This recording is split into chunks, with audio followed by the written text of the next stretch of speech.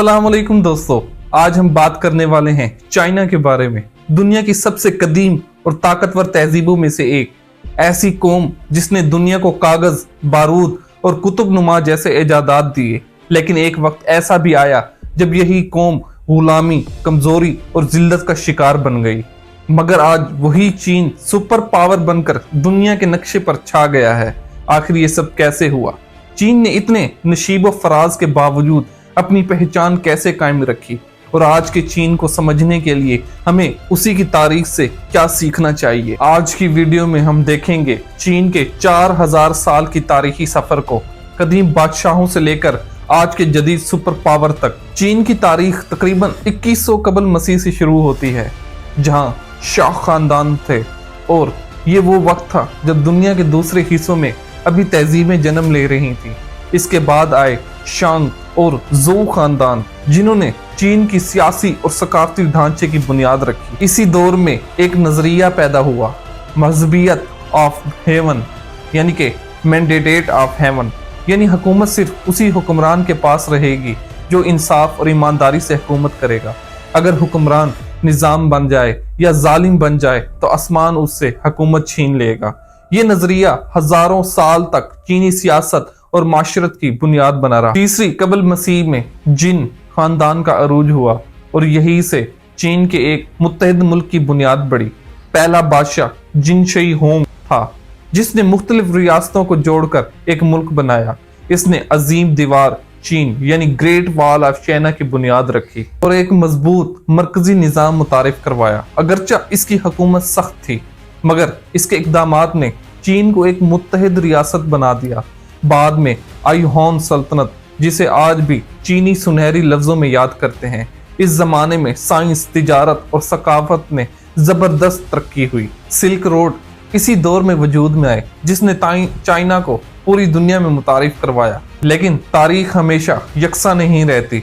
13वीं सदी में मंगोलों ने चीन पर कब्जा कर लिया और हुआन खानदान के जरिए हुकूमत की। बाद में मिंग और जंग किंग खानदानों ने दोबारा इस्तेकाम पैदा किया, लेकिन 19वीं सदी में हालात भी बदल गए।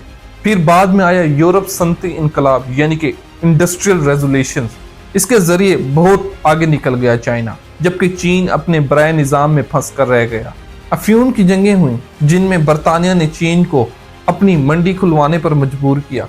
इसके बाद वो दौर आया चीन की तारीख में सद्दी जिल्लत, यानी सेंचुरी ऑफ ह्यूमिलिएशन कहा जाता है इस दौर को। यूरोपीय ताकतों ने चाइना को कमजोर कर दिया और हांगकांग बरतानिया के कब्जे में चला गया और अंदरून मुल्क के अंदर बहुत सी बगावतें फूट पड़ी। 19वीं सदी में चीन पर एक अंदरूनी जहर भी फैल गया, अफ्यून की वबा। बरतानवी ताजर जो हिंदुस्तान से अफ्यून दरामद करके चीन की मार्केट में फिरने लगे। इसके नतीजे में करोड़ों चीनी आम आदमी इस नशे के शिकंजे में फंस गए।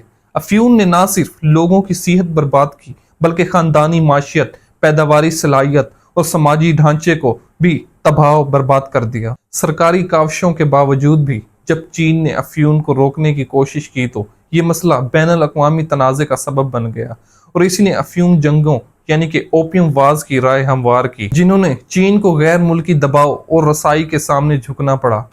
अफ्यून ना सिर्फ एक समाजी वो वाशरती, बल्कि चीन की खुद मुख्तारी और माशी खुददारी पर एक ऐसा धचका था कि उसने असरात सदियों तक महसूस किए गए। 1900 की दिहाई में बादशाहत का दौर खत्म होने लगा और फिर 1911 में सिसन बादशाह यानी कि सुन याट सेन ने रिपब्लिक ऑफ चाइना कायम की। लेकिन सियासी इंतशार और जंगों ने इसे नई हुकूमत को कमजोर कर दिया। इसी दौरान उभरी कम्युनिस्ट पार्टी, जिसकी क़यादत मावर तिंग कर रहे थे।